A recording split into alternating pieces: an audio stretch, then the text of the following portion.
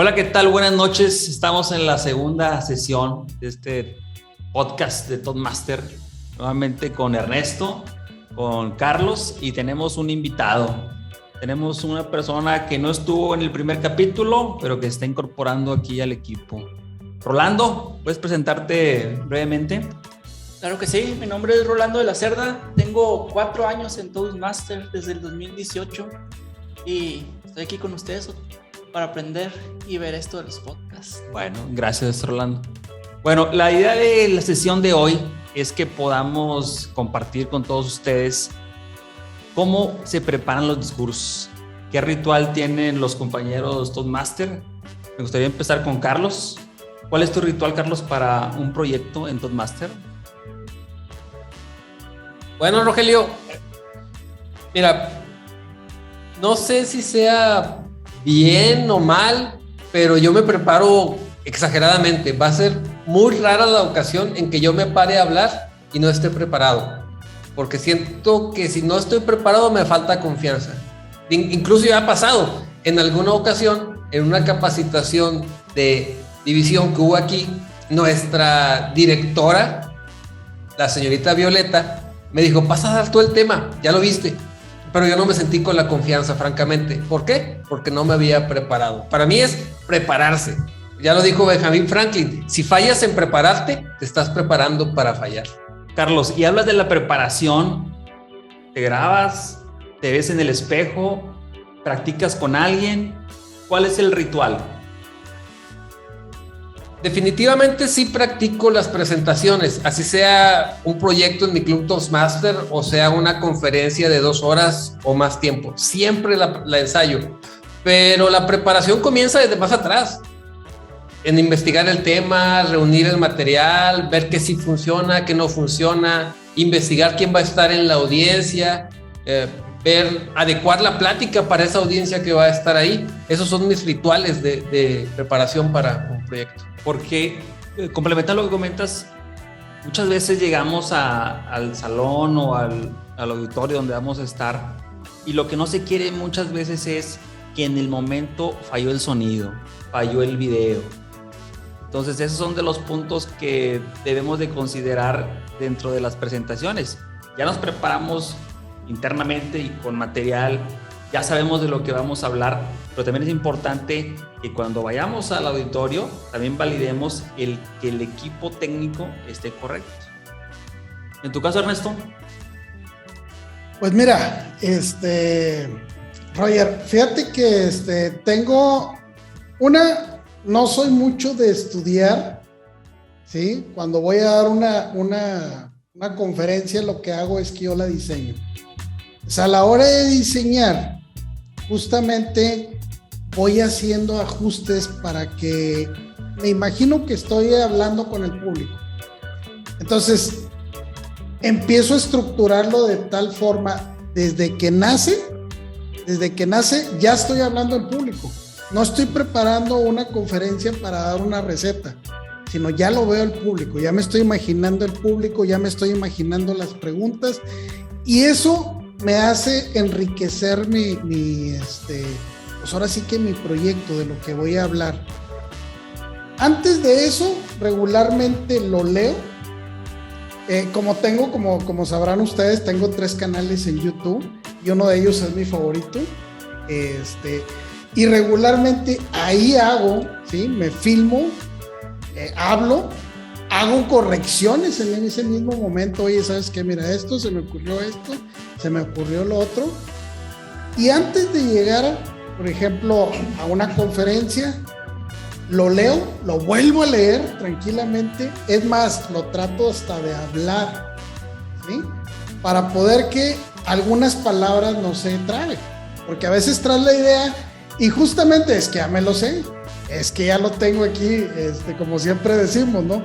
Y de repente se nos podemos trabar en una palabra. Ya por la experiencia que yo tengo, sé darle la vuelta a las cosas. Pero es cosa que ya de cuenta que yo mismo, para mí, digo, oye, ¿sabes qué? Me equivoqué en una palabra y ya me puse nervioso porque, digo, como me pasó una, me pueden pasar 10. Entonces ya no me siento a gusto. Entonces trato de narrarlo, de hablarlo, y si hay anotaciones, me las guardo para mí. Lo desarrollas mucho. O sea, desarrollas mucho tu proyecto, desde, como comentas, desde que nace hasta que lo vas a presentar. Desde que yo en la parte de las cuestiones técnicas, yo le veo una importancia muy alta, porque podemos estar preparados, pero si cuando llegamos al lugar no está en las condiciones que debe de tener, por más preparados que estemos, la gente no lo va a percibir como lo hemos presentado. Sí, pero fíjate que una de las cosas, bueno, que a mí, yo realmente soy una persona que he leído mucho, he estado en muchos cursos de hablar en público, no he aprendido nada, pero sí he ido a muchas partes, y la verdad, o sea, el Toastmaster me gusta porque pues practico cada semana, entonces ya no me agarras fuera de base, cada semana voy practicando más, y es donde he agarrado más fuerza. Pero siempre trato de llegar por lo menos tranquilamente 40 minutos antes para checar el sonido, para revisar las cosas que se estén dando, y pues bueno, si sale o hay algo que, oye, el micrófono no llegó, pues bueno, voy a tener que hablar, ¿sí? Recio y ni modo, ¿sí? O me paro en el escenario y empiezo a ver cómo voy a recorrer las cosas, siempre sacarle una ventaja. Nunca me doblan el no tener algo, pero sí, pues partimos desde la premisa de que todo lo que creas que va a salir bien, va a salir mal. Es correcto. Sí, de hecho, el punto como tal es que no nos quedemos por cuestiones técnicas sin dar nuestro discurso. Tratar de esos puntos que puedan salir en contra, ver cómo los solventamos para poder dar la presentación, digamos. Bueno, en el caso de Rolando, el invitado de hoy, sabemos que ha dado pláticas a jóvenes en la comunidad. ¿Tú cómo te preparas, Rolando? Pues como dice Carlos, prepararme desde antes para saber las cosas que voy a decir. A mí una de las cosas que no me gusta es estar estudiando el mero día. Por ejemplo, el día de mañana voy a dar una conferencia, así que para mañana yo no tengo que decir nada o tengo que estar pensando en lo que voy a estar diciendo. Todo esto lo tuve que haber hecho una semana antes o 2 semanas antes, prepararme, y el mero día no pensar más cosas, porque pues ya es como es la mente de las personas. Que quiero agregarle esto y quiero agregar esto otro, y en la mera hora va a ser algo muy diferente a lo que tienes planeado. Yo me enfoco en las cosas, como tú dices, de que el audio, el video, todo lo que van a estar viendo las personas, a qué hora van a llegar, cómo van, eso es en lo que me enfoco el último día. Y una de las cosas que más me gusta a mí hacer es el comienzo de tus presentaciones, porque, como dicen, los primeros minutos de tu presentación son fundamentales. Si comienzas mal, ahí vas a perder tu presentación. Y una de las cosas que me gusta a mí es hacer muchas actividades o dinámicas con las personas que voy a dar la plática.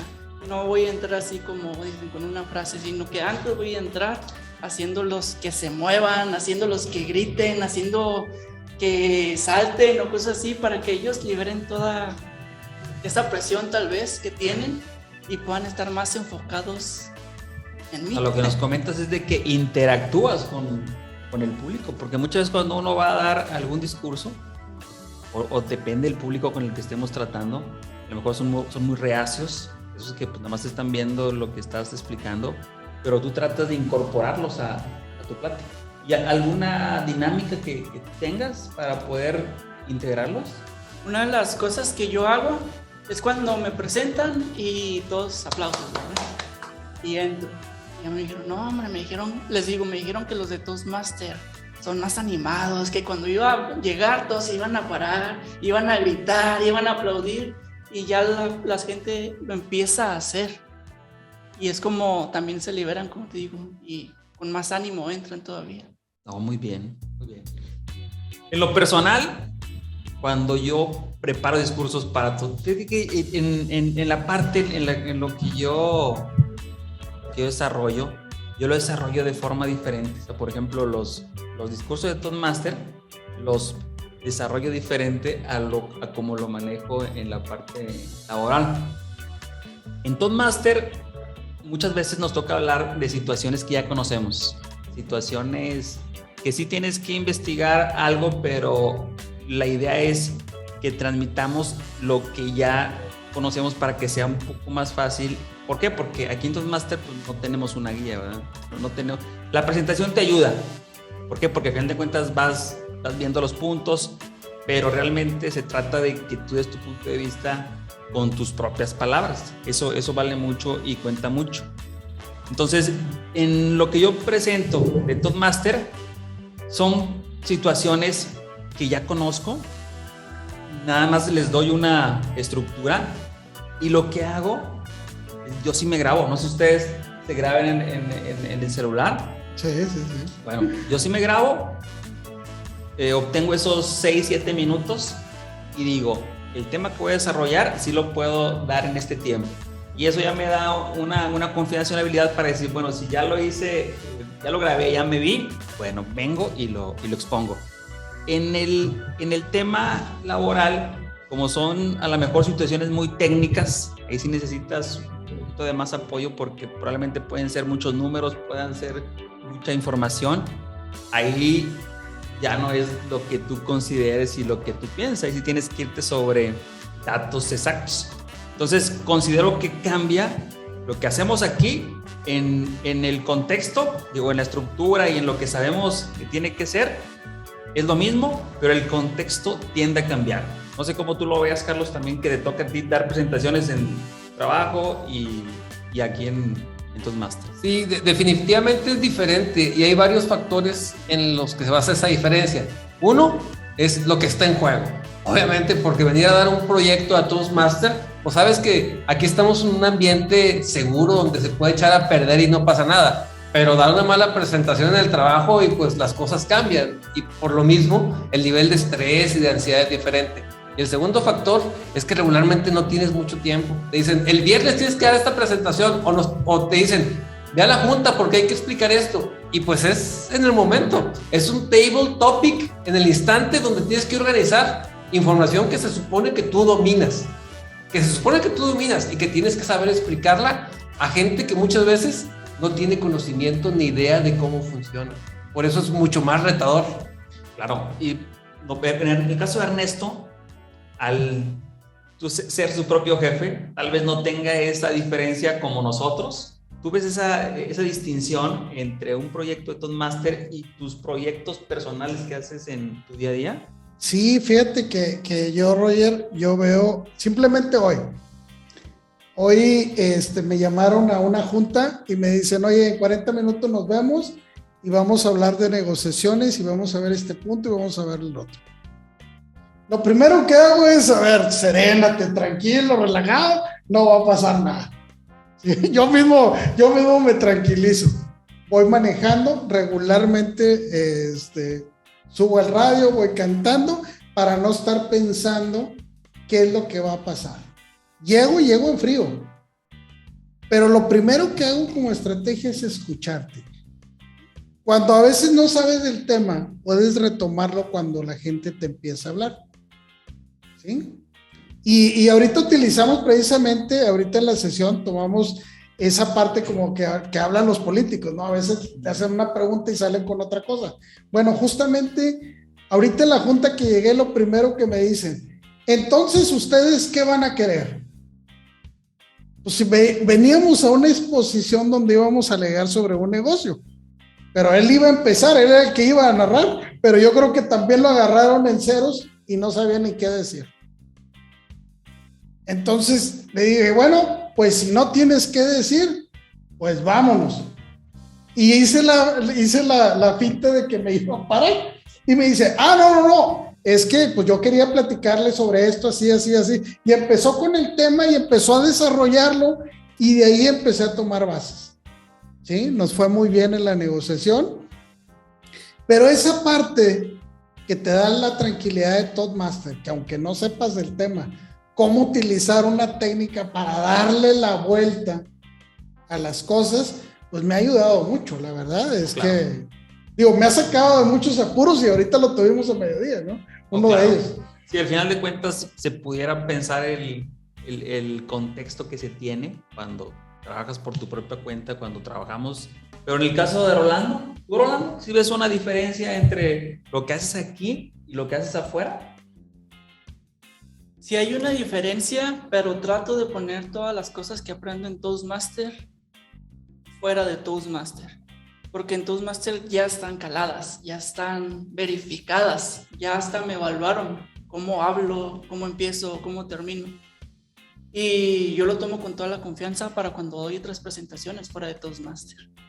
Eso es bueno, porque al final de cuentas lo que buscamos todos es mejorar las habilidades de comunicación cuando tengamos algún proyecto.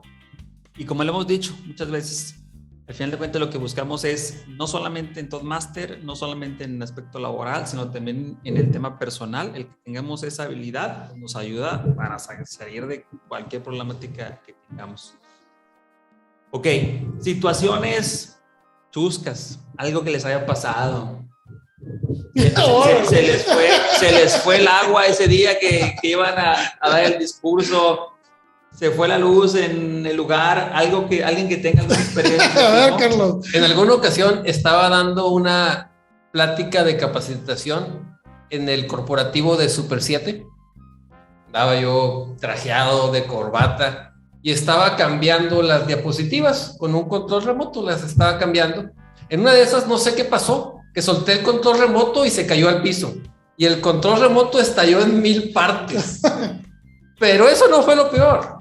Lo peor fue que cuando me levanté y me agaché por el control remoto, se me rompió el pantalón.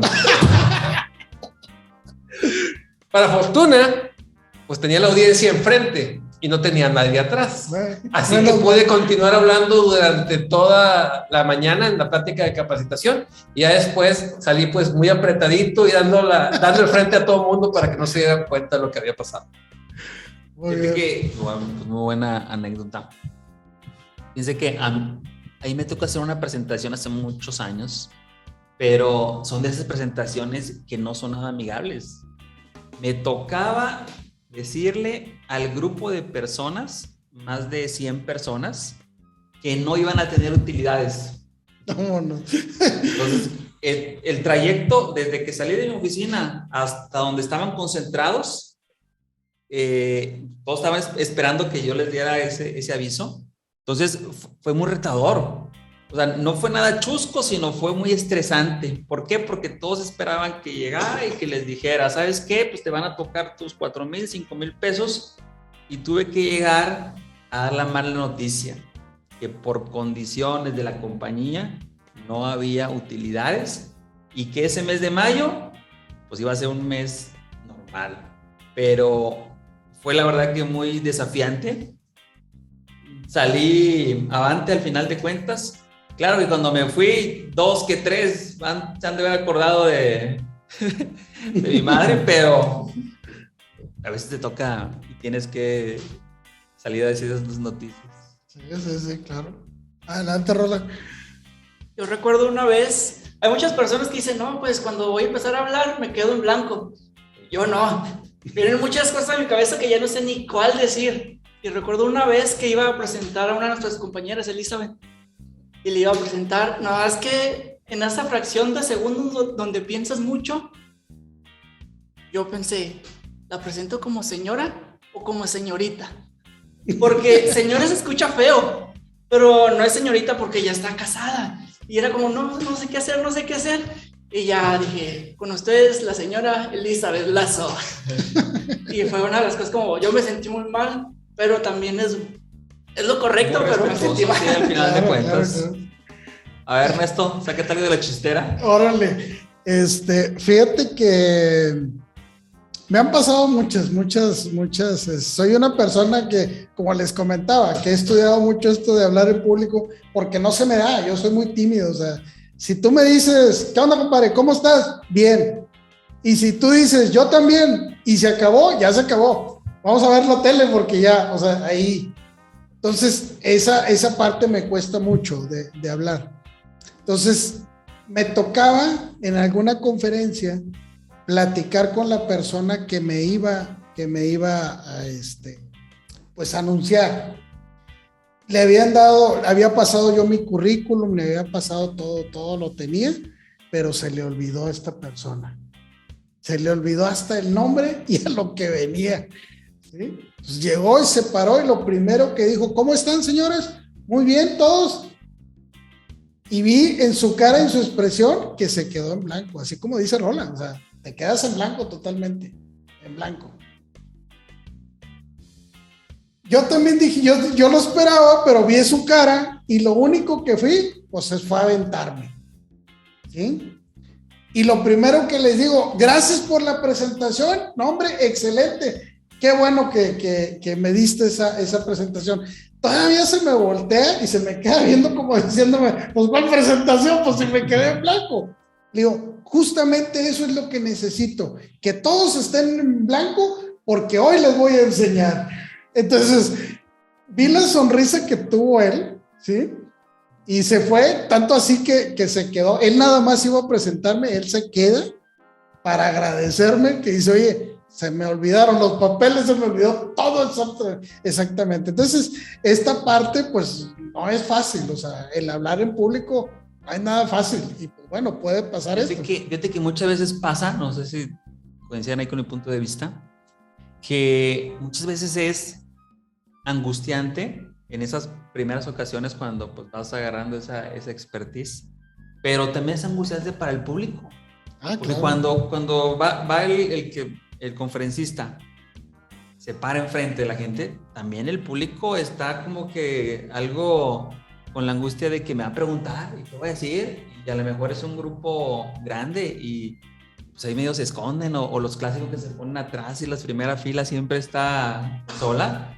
No sé si le ha tocado ahora, no, Carlos, también que das conferencias, si ven esa fila siempre sola o les ha tocado grupos numerosos donde el auditorio esté repleto.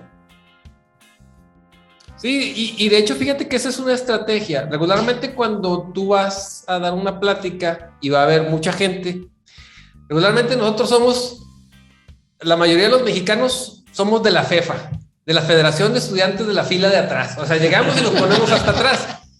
Y una estrategia que tú puedes utilizar es decirle a la persona que va a ser el que va a dar tu presentación, el que te va a abrir el escenario, decirle, ¿sabes qué? Dentro de los comentarios que tú digas, di que el conferenciante siempre les pregunta a los que se van a sentar, a los que se sientan atrás, tiene preferencia por preguntarles a eso. ¿Qué sucede? Okay. Mágicamente las filas de atrás se comienzan a quedar vacías y se comienzan a venir adelante. Y eso ayuda porque hay más cohesión. En la medida en que el conferenciante está más cerca del público, transmiten mejor. Si están todos esparcidos, es más complicado y se pueden esconder más para tus respuestas. Sí, pero la parte de tanto para el que va a recibir el mensaje, están muy a la expectativa.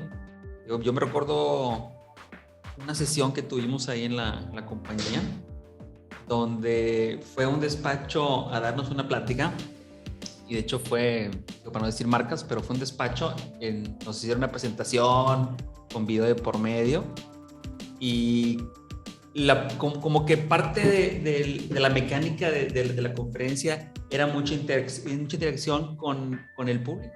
Entonces el conferenciante estaba dando su plática, pero decía 4 o 5 palabras y regresaba con el público. Pero muchas veces te encuentras con públicos no participativos.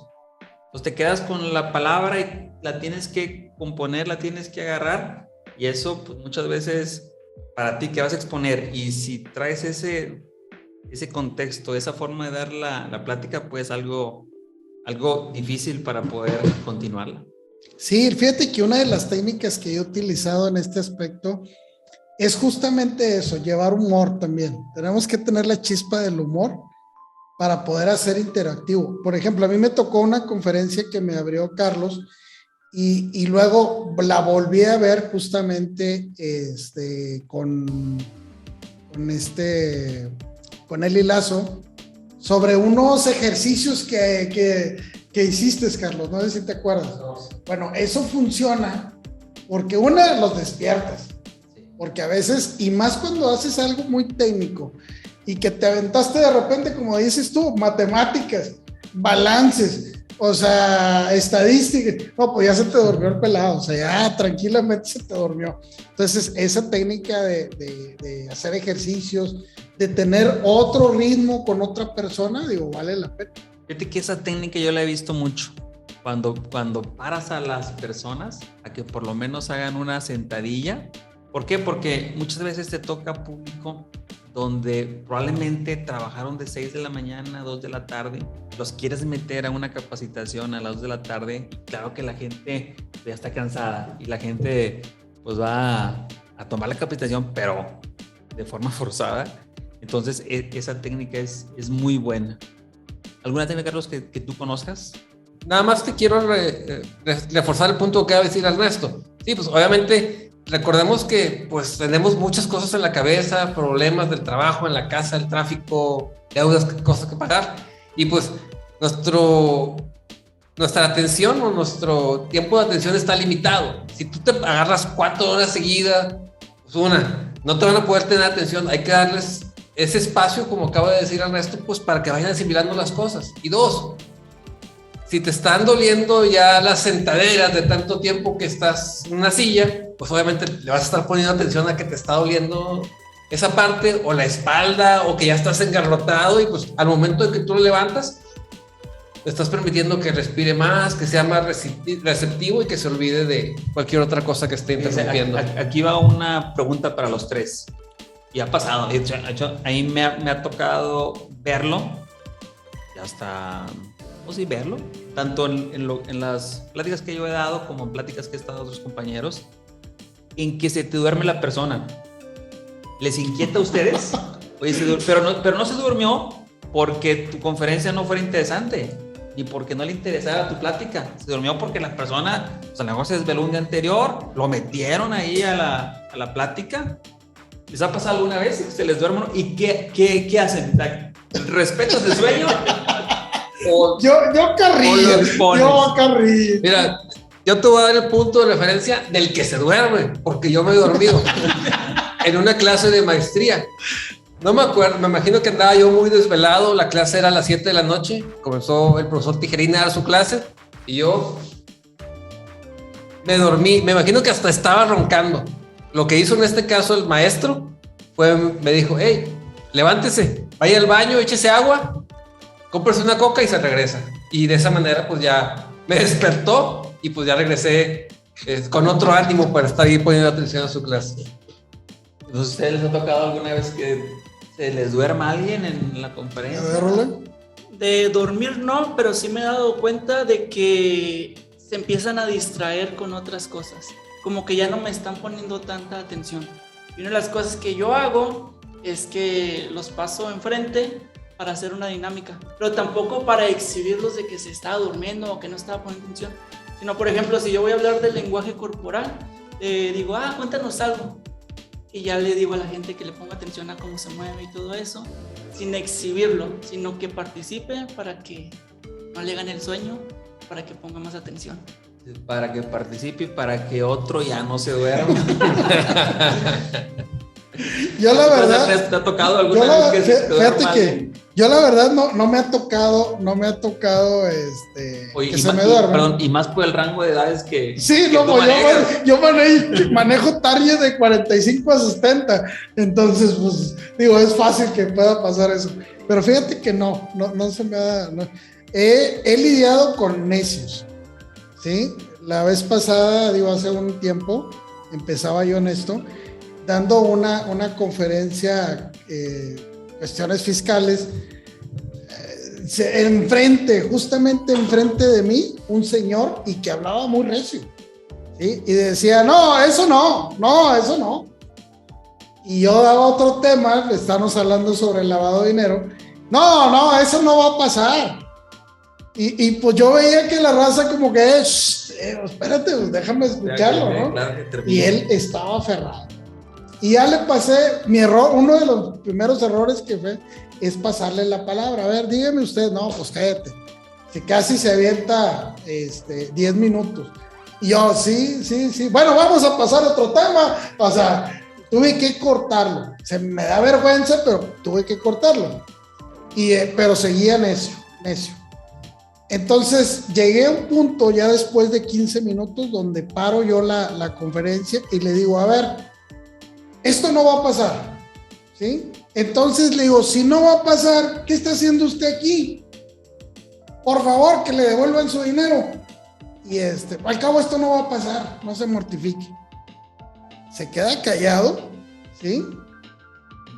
Y le digo, si quiere, párese, le digo, porque el problema es que usted dice que esto no va a pasar, pero toda esta gente sabe que no va a pasar, que está pasando. Fíjate que ahorita que comentas eso, me acuerdo siempre, hay una frase que se repite mucho, de que una conferencia o plática es tan buena como las preguntas que hace el auditor. Porque al final siempre se deja un espacio para preguntas o hay también conferenciantes que dan ese tiempo en su conferencia para que se pueda estar intercalando con preguntas. La mayoría las deja al final. ¿Ustedes están de acuerdo con esa frase o tiene que ver la conferencia? Yo pensaría que si el público puede participar, se enriquece más una plática o una conferencia, o tiene que ser el conferenciante el que tenga esa batuta y el que lidere, porque también hay personas que no permiten que se les metas en la plática. ¿Ustedes cómo lo ven? Si a mí no me preguntan, yo les pregunto a ellos. Y es cuando empiezan a sacar ellos las preguntas también después de que yo les empiece a preguntar. Ok. ¿Tú, Carlos? Bien. Yo regularmente sí pongo un segmento ya casi para finalizar de preguntas y respuestas, pero también permito la participación durante la plática.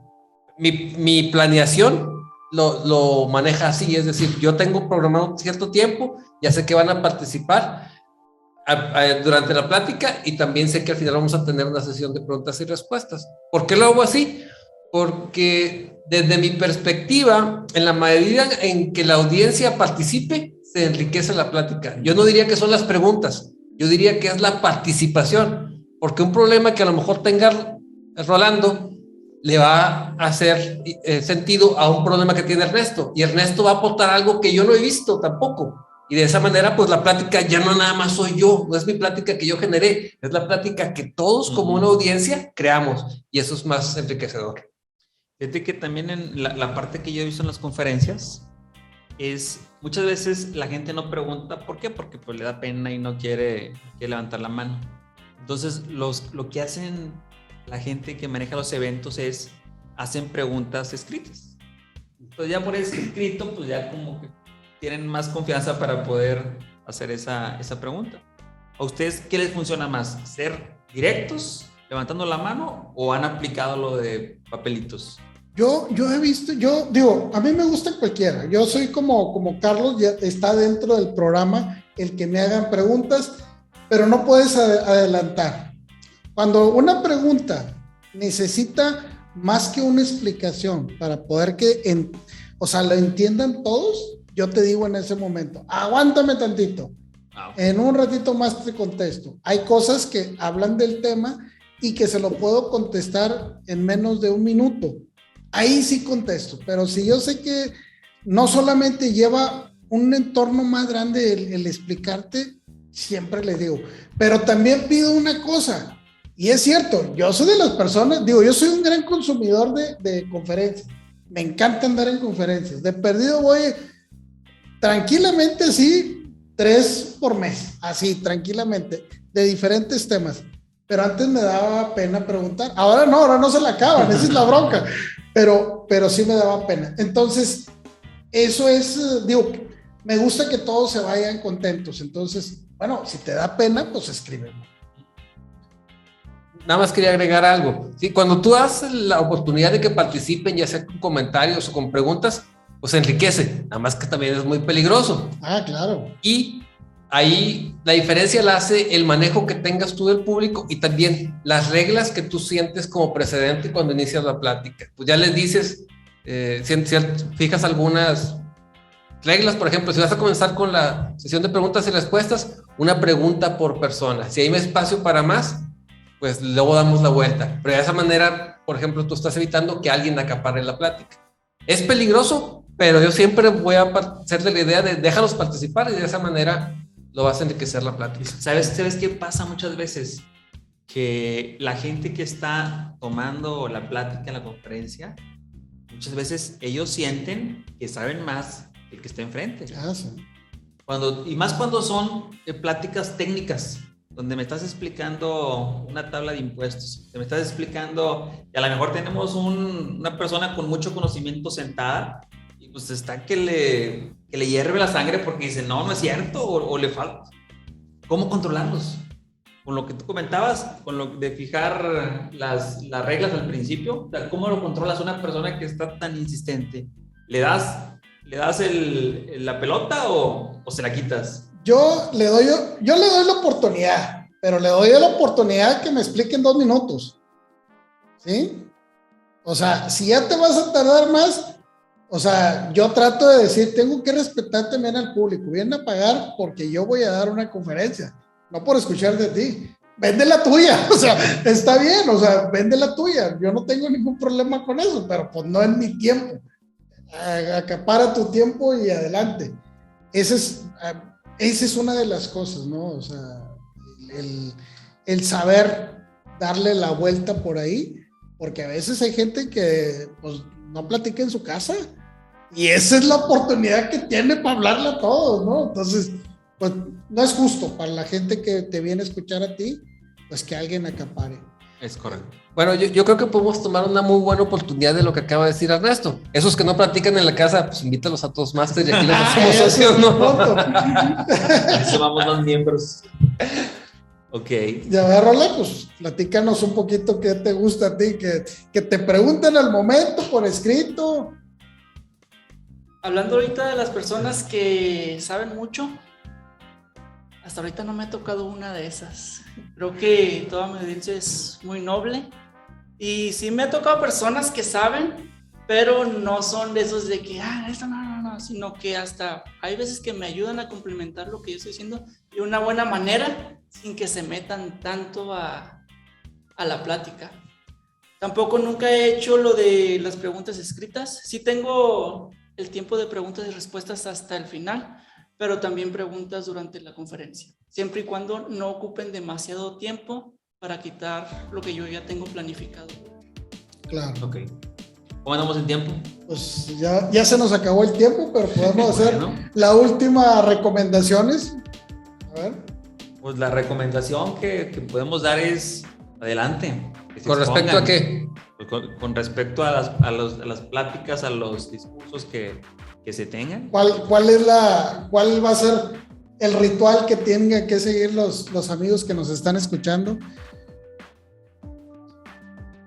Bueno, yo considero que lo primero que tienes que hacer es enfocarte en qué es lo que quieres transmitir. Sí, por ejemplo, si traemos un Ernesto, pues Ernesto tiene un montón de conocimiento en su cabeza, pero tenemos que enfocarnos. A lo mejor tenemos un espacio de 1 hora, de 30 minutos, pues elige los puntos que son acordes para el tiempo que tienes disponible.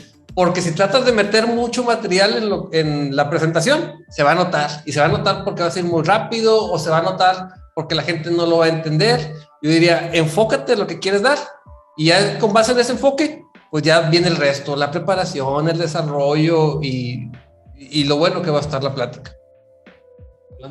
Yo pienso que una de las cosas más importantes es la organización de tu discurso. Saber cómo vas a iniciar, saber cuáles son los puntos que vas a decir y cómo terminar.